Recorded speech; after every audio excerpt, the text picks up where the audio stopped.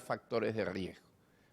Se ha demostrado que el control de la hipertensión, el control de los lípidos, todas las herramientas que se han utilizado para la prevención de la enfermedad aterosclerótica han estado dirigidas al control de los factores de riesgo.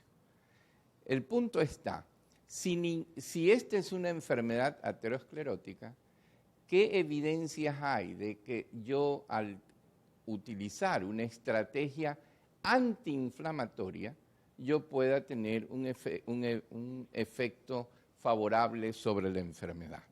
Y el tema es rol de la inflamación y qué herramientas tenemos para modularlo. Como introducción, y no te preocupes Ernesto, no nos vamos a meter mucho en esto, pero es que esta es la enfermedad aterosclerótica. Y aquí ustedes tienen las LDL, y yo quiero las células espumosas, la producción de especies reactivas de oxígeno, la formación y la transducción de factores de transcripción nuclear, como el factor nuclear kappa B, y a donde yo quiero enfocar es que todo esto lleva a la producción de interleuquinas. Y la interleuquina, la que está proximal en toda esta vía de secuencias inflamatorias, es la interleucina 1B. Después de la formación o de la producción por parte de todas estas células que forman parte de la placa de interleucina C, se van a generar los elementos distales de la cascada como la interleucina 6 y la proteína C reactiva. Entonces, esta gráfica solamente para recordarnos una vez más que la aterosclerosis es una enfermedad inflamatoria. Muy bien. ¿Cuándo empezamos a ver que interviniendo sobre marcadores de inflamación nosotros podemos tener un efecto beneficioso en las complicaciones? Aquí está un seguimiento del estudio Júpiter. En el estudio Júpiter, 15.548 personas en prevención primaria, ¿no es verdad? Y lo que se quería ver era cuál era el efecto que tenía rosuvastatina, 20 miligramos versus placebo, sobre endpoints primarios como infarto no fatal, stroke, admisiones por angina inestable, revascularización y muerte, seguimiento a 5 años. Y para hacer la historia corta, se quería ver dos cosas. ¿Qué impacto tenía reducir el LDL a menos de 70? Pero también qué impacto tenía reducir la proteína C reactiva a menos de 2 miligramos. ¿Ya? ¿Y qué se encontró? Miren, si yo logro reducir el LDL a menos de 70 miligramos, aquí está, los beneficios son significativamente más significativos que si el brazo placebo o cuando en rosuvastatina los niveles de LDL están por arriba de 70. Pero también observen ustedes que si se lograban reducciones de la proteína C reactiva de alta sensibilidad, que es un marcador inflamatorio, también se obtenían beneficios significativos.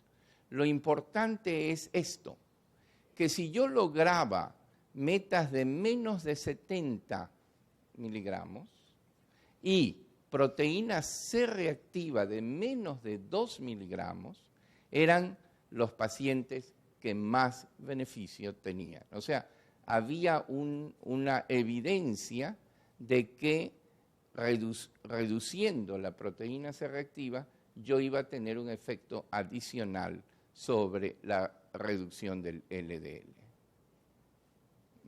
Ahí está. Esto puesto en gráfica, miren, el otro punto, y esto en base, aquí está. En rojo está aquellos pacientes que llegan a menos de 70 de LDL y proteína C reactiva menos de 2. Miren los eventos cardiovasculares. Entonces, se abre el panorama de que yo al modular la actividad inflamatoria puedo reducir eventos cuando lo asocio a una reducción del LDL de menos de 70. Perfecto, muy bien. Y para enfatizar lo que decía el doctor Badimon, que nos hemos olvidado de la no HDL, la relación ApoB, ApoA, que va a coger todas, no solamente el LDL, sino todas las lipoproteínas que tienen ApoB, se cumple lo mismo. Si yo reduzco a menos de 0,5, yo voy a tener mayores beneficios. Entonces, no solamente es el LDL, un minuto, una hora, no le puedo creer. No tengo para hablar una hora, pasé de 20 minutos a una hora. Ya. Entonces ahora vamos a ir un poco más, con más calma, ¿no?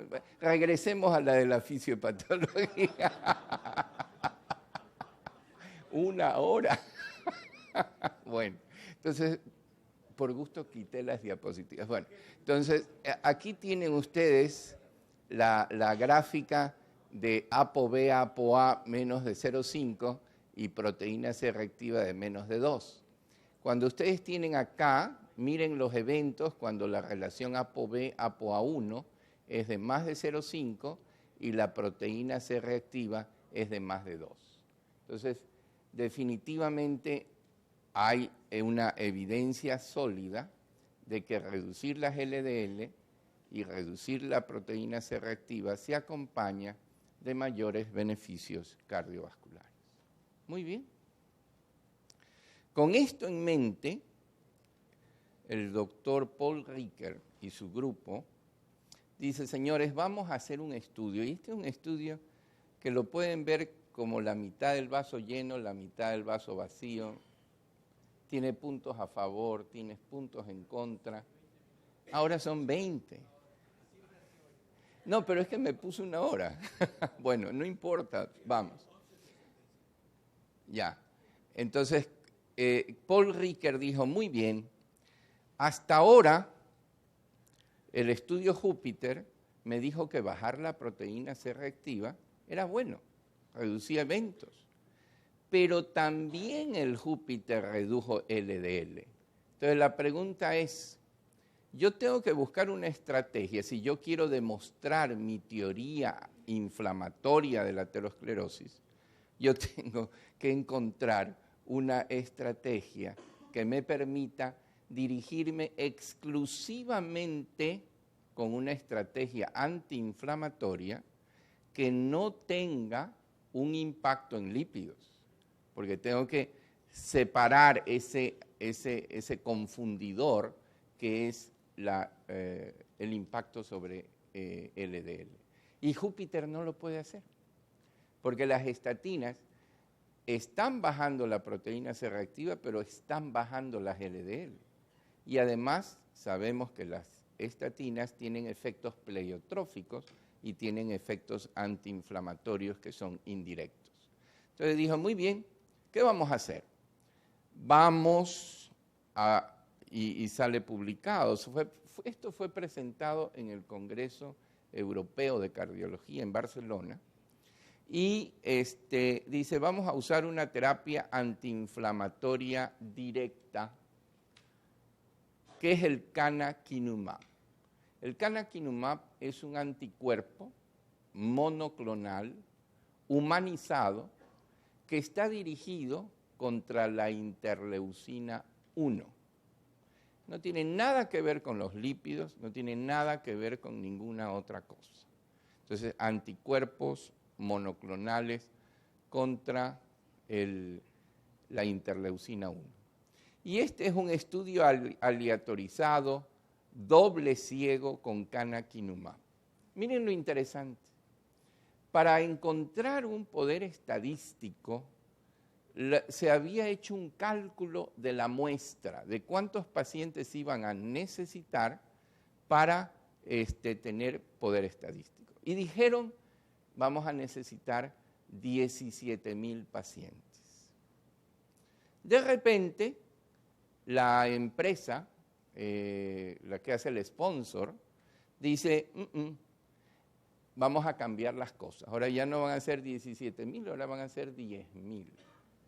Y ahora pues entonces vamos a tener que prolongar el tiempo para encontrar 1.400 eventos que son los que nosotros necesitamos para darle poder estadístico a esto. Fíjense lo interesante. Entonces, aquí son 10.000, pero el proyecto eran 17.000 y los cálculos estadísticos se hicieron con eso. ¿Qué tenían que tener los pacientes para ingresar al estudio? Los pacientes tenían que tener un infarto miocárdico previo. Si no tenían infarto del miocardio, no entraban. Y la segunda, que tenían que tener una proteína C reactiva de alta sensibilidad de más de 2 miligramos. Y ellos los aleatorizaron inicialmente a 2 dosis de canakinumab, 150 y 300 miligramos. Y ustedes me van a decir, bueno, ¿y la dosis de 50? La autoridad regulatoria, ya cuando el estudio iba avanzando, le dijo, no señores, ustedes tienen que ponerme una dosis de 50. Entonces imagínense ustedes, ya le cambiaron y ahora vamos a meter, encima de que bajamos de 17.000 a 10.000 pacientes, voy a meterles un brazo más, que es canakinumab, 50 miligramos, versus placebo. ¿Qué tenían que tener los pacientes? Y esto era indispensable. Tenían que tener un tratamiento óptimo de todos los factores. Estaban recibiendo estatinas, estaban a alta intensidad. Es decir, cuando aquí se dice placebo, ojo, que es versus tratamiento óptimo que no incluya canakinumab. ¿No es verdad? A unos le inyectaban el canakinumab cada 3 meses y a otros le inyectaban una cosa igualita, pero que era placebo. Y entonces el objetivo del estudio tenía un punto de eficacia primario. Y el punto de eficacia primario son endpoints duros: infarto agudo del miocardio no fatal, stroke no fatal y muerte cardiovascular. Es decir, son endpoints que son los tradicionales. ¿Qué pasó con los niveles de proteína C reactiva en el ensayo clínico? Entonces, veamos un poco, acordémonos lo que pasaba con el Júpiter. Aquí tienen en azul el placebo, en este color naranja el canakinumab de 50 miligramos, el de 150 en plomo y este amarillo acá, el de 300. La primera cosa que era de esperarse, la reducción de la proteína C reactiva fue significativa en todos los grupos que recibieron canakinumab.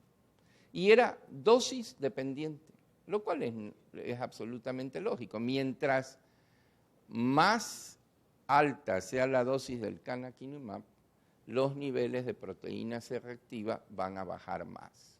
Interesante. Y lo mismo sucedió con los niveles de interleucina 6, que si recordamos en la cascada inflamatoria están más distal a la interleucina 1. Y esto es muy importante en el estudio CANTOS, porque el estudio CANTOS tenía que ver el impacto en marcadores inflamatorios, pero lo ideal era que no tuviera impacto en lípidos. ¿Y qué pasó con los niveles de LDL durante el estudio? Aquí están todas las dosis y ustedes pueden ver que canakinumab no tuvo ningún impacto en lípidos. De manera que los resultados van a ser por su efecto antiinflamatorio y no por su efecto en lípidos. Con respecto a HDL, ningún cambio importante, y con respecto a triglicéridos, ustedes pueden observar que incluso el canakinumab tuvo un poquito más de niveles de triglicéridos que el brazo placebo. Conclusión, es muy importante que canakinumab no tuvo ningún impacto en lípidos. Ahora, vamos a ver qué pasa con el endpoint primario, es decir, acuérdense, infarto no fatal, accidente cerebrovascular no fatal y muerte cardiovascular. ¿Qué pasó? Aquí tienen ustedes la dosis de 50 miligramos versus placebo. Hay una reducción de riesgo relativo de apenas 7%, con intervalos de confianza que cruzan la unidad y por lo tanto la P no es estadísticamente significativo. El placebo tiene 4.5 eventos por 100 personas año y canakinumab 50 miligramos tiene 4.1 eventos por 100 pacientes año. Conclusión, en el brazo de 50 miligramos no logró un resultado positivo en el endpoint primario. ¿Qué pasa con la dosis de 150 miligramos versus placebo? La reducción de riesgo relativo, y ya el doctor Badimón nos hablaba ahora de mañana, de una cosa es riesgo relativo, otra cosa es riesgo absoluto, 15% de reducción de riesgo relativo, y miren, los intervalos de confianza llegan a 0.98. ¿Ya? Es estadísticamente significativo con una P de 0.021. El grupo placebo tuvo 4.5 eventos por 100 personas año y el grupo canakinumab de 150 miligramos 3.86 eventos por 100 pacientes año. De manera que el brazo de 150 miligramos alcanzó un impacto. Pero les voy a contar algo interesante. O sea, los endpoints eran infarto no fatal, stroke no fatal y muerte cardiovascular. ¿Cuál fue el componente que los llevó a alcanzar la diferencia estadísticamente significativa? El que tuvo más peso fue infarto del miocardio. No hubo impacto en mortalidad cardiovascular, ¿ya? Ni en stroke. Fue básicamente en la reducción de infarto del miocardio. Y lo interesante es que tampoco se hizo mucho análisis, o sea, no hay mucha evidencia de si ese infarto era los distintos tipos de infartos relacionados con procedimientos percutáneos. No se sabía muy bien exactamente el tipo, pero definitivamente la reducción estuvo en relación con la reducción de infartos del miocardio. Ahora, ustedes dicen la dosis de 300 miligramos. Sí, lo ven aquí, 14% de reducción, el intervalo de confianza pegó en el palo y 4.5 eventos por 100 personas año, acá 3.9 eventos por 100 personas año, pero hay una cosa interesante. Ellos dicen, en base a todas estas modificaciones de 17.000 a 10.000, de dos brazos a 3 brazos, ellos hicieron un cálculo de regresión logística y pusieron un nivel que tenía que llegarse para que tuviera una significación estadística. Y a pesar de esto, cuando hacen todas las correcciones y todos los cálculos, la dosis de 300 miligramos no alcanzó diferencia estadísticamente significativa. De manera que fue la dosis de 150 miligramos. Aquí tienen los objetivos secundarios de canakinumab, es decir, hay un brazo que es publicado adicionalmente que es en prediabéticos a ver si desarrollan diabetes. No está señalado en este estudio, pero en el JACC ya salió que los resultados no fueron positivos. Los prediabéticos no hubo reducción y entonces eso hay que considerar. Y dentro de los endpoints secundarios, ustedes ven 0,83, 0,65, y allí están incluidos, además de los endpoints primarios, están la revascularización, la necesidad, los ingresos por angina inestable y la necesidad de revascularización, que ya no son endpoints tan duros, pero ustedes ven que en el endpoint secundario sí hay allí una P estadísticamente significativa. Ahora, Ustedes ven entonces que los resultados son positivos, pero son positivos con las justas, o sea, no son el emparret, no, o sea, hay que analizarlo. Y vamos a ver cuál fue el costo, eventos adversos. Como era de esperarse, dentro de los eventos adversos, el canakinumab aumentó significativamente el número de muertes por infección o por sepsis en comparación con el grupo placebo.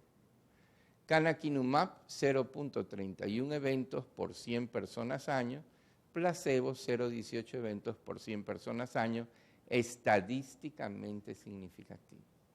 Y sobre la mortalidad por todas las causas fue neutro. ¿Ya? Lo interesante es que el tratamiento por año de canakinumab cuesta $200,000 por año, canakinumab. Y aquí viene el vaso medio lleno, medio vacío. Yo creo que el canakinumab, el CANTOS, es un estudio importante.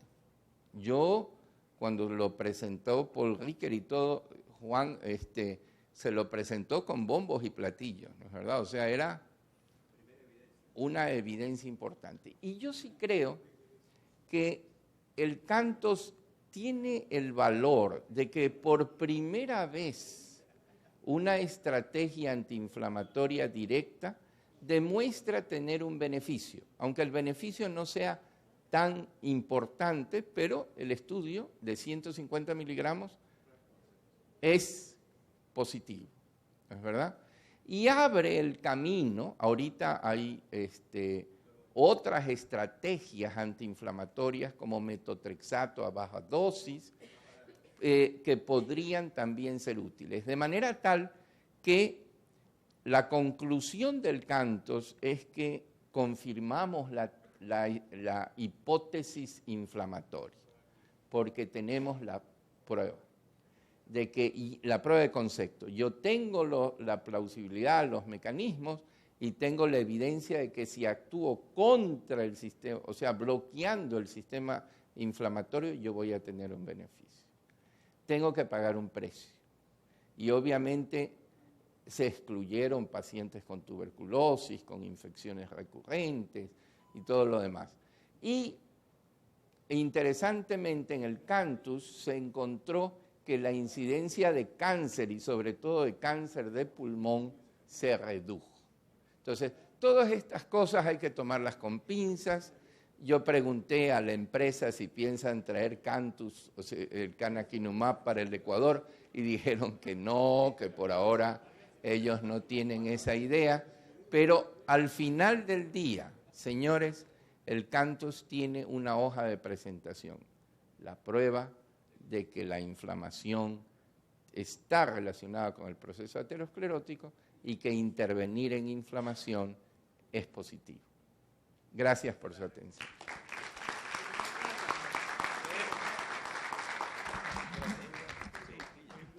Bueno, muchísimas gracias a Jofre por su exposición.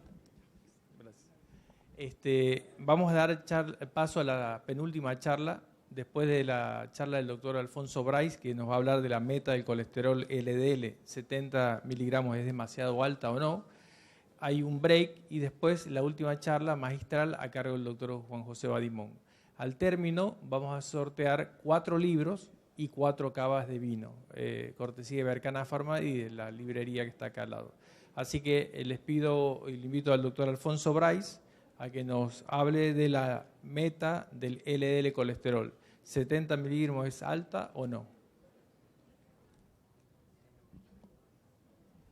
Las charlas que ustedes están viendo, ustedes pueden entrar a la página web de la sociedad, van a encontrar charlas de los simposios anteriores y de este simposio, las buenas charlas que no han acudido o no han podido ver totalmente, dentro de un mes empiezan a subir a la web y la pueden ver a través del canal YouTube que tiene la sociedad. La página ahora la voltamos. Es www. en mayúscula SEAE colesterol-medio.org. Muchas gracias, Luis. Gracias al comité organizador. Voy a reemplazar en esta charla a mi amigo el doctor Lorenzati, que desgraciadamente por problemas de salud no ha podido acompañarlos. Entonces, el comité ha tenido la gentileza de más o menos darme el mismo tema. Indudablemente no creo que esté a la altura de Alberto, pero voy a tratar de llevarlos en un viaje desde el inicio, en qué situación estamos con los lípidos, hasta el momento actual y probablemente qué nos espera, pero un poco en auto. Yo creo que el cannabis ecuatoriano ha superado al colombiano y al peruano, porque no voy a estar en ese nivel. Voy a llevarlos un viaje que ojalá les sea del agrado, pero tratar de puntualizar más que todo como metas y cosas claras de lo que más o menos tenemos en el momento actual. No tengo conflicto de intereses para esta conferencia. Fíjense, hay muchas láminas que podría mostrar que el control del colesterol y el control de LDL disminuye la mortalidad. Estudio ARIC, el estudio Mr. Fit, el Framingham, el que ustedes quieran. Este es uno de los últimos que ha salido, que es muy claro y que es que me gusta. Fíjense ustedes el tiempo de las personas que se mantiene con el colesterol y LDL elevado. En el tiempo, indudablemente, cuando más tiempo tengamos un LDL alto, sostenido en el tiempo, pues va a aumentar la enfermedad coronaria. No voy a perder mi tiempo en referirme a una publicación del 2015 que pueden comer lo que les da la gana y la foto sale un huevo frito todavía y ya se ve un famoso médico que ha sido cuestionado hace 2 días, hace un comentario que es un absurdo. No voy a entrar en ese detalle, pero en fin, no quiero perder mi tiempo ahí. Podemos discutirlo después. Entonces, en las guías, ¿qué tenemos?